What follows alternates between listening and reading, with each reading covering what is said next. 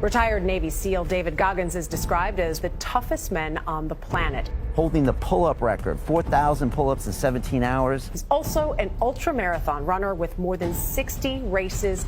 Everybody thinks I'm Superman. I had to tell them the truth. I was not always this strong guy you see. David Goggins is the only member of the U.S. Armed Forces to ever complete SEAL training. He beat the living hell out of me. U.S. Army Ranger School. I had stuff in my notebook, we're going to kill you. And Air Force Tactical Air Controller training. That's when the real war started for me. Athlete, speaker, soldier, and New York Times best-selling author, often referred to as the hardest motherfucker on planet Earth.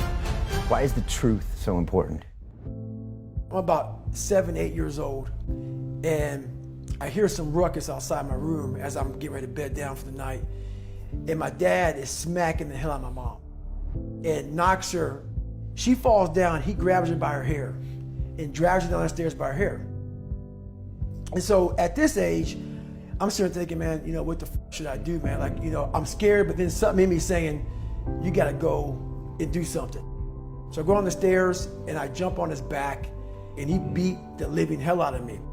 And he beat me literally from my neck down to my ankles. The next morning, I was gonna go to school half the day. My mom woke up and she pulled the covers back. And when she saw how bruised I was, I'll never forget looking at her face. She was broke, like she was just broken. My mom got courage to finally leave him when I was about 8 years old. We moved to a small town in Brazil, Indiana, and that's when the real war started for me. There was about maybe 10 black families at about 10,000 people in the town. And in 1995, the KKK marched in the 4th of July parade. So me being one of the few black kids in that, in that area, it kind of haunts you. I had stuff on my notebook, we're gonna kill you. They had that on my card, we're gonna kill you. This is early 90s. And even though I showed it didn't hurt me, it was jacking me up. So all the insecurities I had when I was a kid with my father, it just got worse and worse and worse. And the shit haunted me, but I was doing nothing about it. And so my mom and I, she was gone working 3 jobs. We lived in a $7 a month place for a lot of the time. And she had a hard way to go. I kept everything from her pretty much. I felt like I was a man of the house. So I didn't want her to know anything about my life. I cheated all through school, copied from the 4th grade to my junior year in high school on every assignment. She got a letter in the mail from my high school. And I'm a junior in high school, and the letter says pretty much your son's gonna flunk out. He's missed 25% of school. But she was always gone, so I didn't went to school. She read the letter to me, she put my bed, and I broke. I couldn't imagine going back through that again. And I started finding things that was comfortable. And the more things I found comfortable, the more uncomfortable my mind was. And I gained 125 pounds in that time frame. I went from 175 to almost 300. And I started working for a job called Ecolab, where he sprayed for cockroaches at 24. Driving home, turned the TV on, and I was taking a shower. I walked out, heard these guys. I saw these guys going in the water, so I was terrified of it. I mean, I can't even express. And these guys ringing the bell, quitting, dropping their helmet down, rolling out. A lot of guys just leaving. And it made me reflect on my fears, my insecurities. And I saw real men, what I thought were real men who were staying, who were overcoming adversity, who were overcoming all these different things that I had blamed so many fucking people in my life, my dad, my learning disability, my skin color, me being everything. And so I sat there for a while and I was like, no one's gonna fucking come to help me. No one's gonna fucking come to help me. It's fucking me against me, period. And I said, the first thing I gotta start doing is facing every fucking fear I have. At this point, I actually drive back to Buffalo, New York to see my dad. Haven't seen him in years because I realize now I gotta fix some shit. I'm blaming everything, but I need to go back to the root of the problem, which is my dad. I gotta face the demon. I gotta go back and see what made him so fucked up to make me so fucked up. Why am I fucked up? And I go back as an older man now. I'm in my 20s. I'm not a kid anymore. And I realized he was the same man that he was. I looked at him in a way, we never said sorry to one another. and he went off about my mom and my grandparents and all kind of shit. But I looked at him in a way that I realize now why you f***ed this up. Somewhere in your fucking life, something f***ed you up, and you didn't deal with it. And so you put that shit on me, my mom, and everybody around you. I'm gonna deal with my shit. You gave me this. I'm gonna fix it though. I go home, several months go by. What it was, I was obsessed with Rocky. When I was a kid, I'd come home every day, and I would fast forward with the little VHS tapes to round 14. When Apollo Creed beat the fucking shit out of Rocky, beat the shit out of him, he kept fighting. He was a dumb fighter. That was me. Couldn't read, couldn't write. Apollo beat the shit out of him. He was in that corner, and everybody was saying, stay the down. And him getting up, Apollo Creed raised his arms up in the fucking air, turned around, thought he won the fight. He turns around and sees this guy getting up, and it was the face of Apollo Creed that changed my life.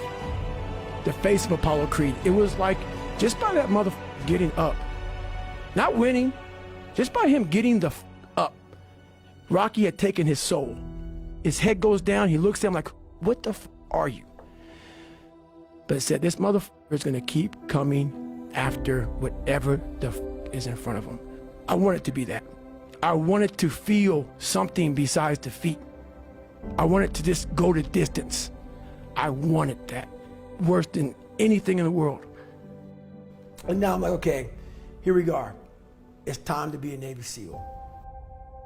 Hell Week is 130 hours of continuous training. You might get 2 hours of sleep.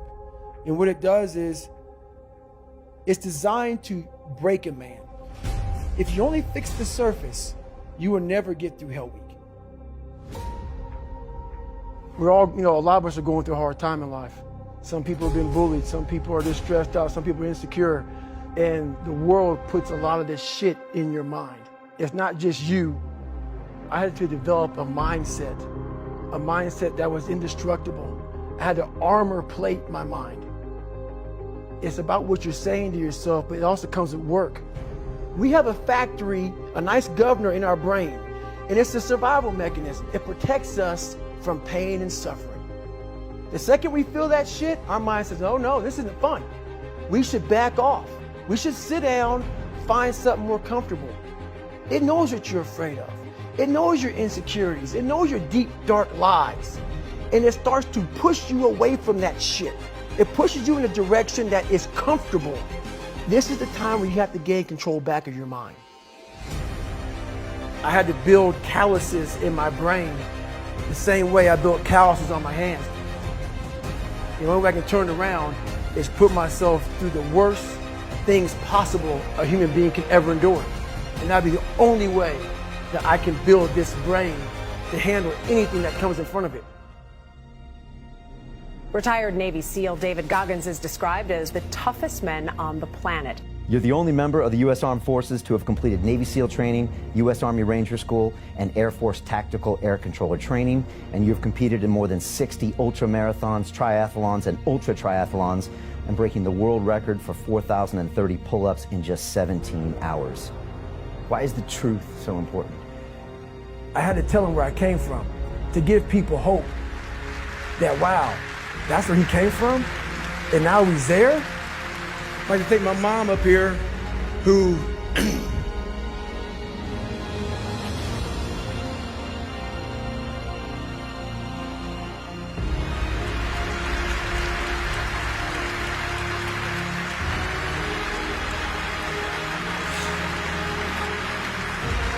never picked me up, who never picked me up when I fell. She taught me how to get up when I was knocked down. go into the pain of your life and say, why did this suck for me so bad? Why am I afraid of all this stuff? Why have I shut down the whole world? What makes you afraid of it? Study it. Because at times of hell, even the hardest men, we forget how hard we really are. Suffering is the true test of life. You face it every day. You face it every single day of your life. The only way you're ever going to get to the other side of this journey is you have got to suffer to grow. But a lot of us die never truly starting our journey.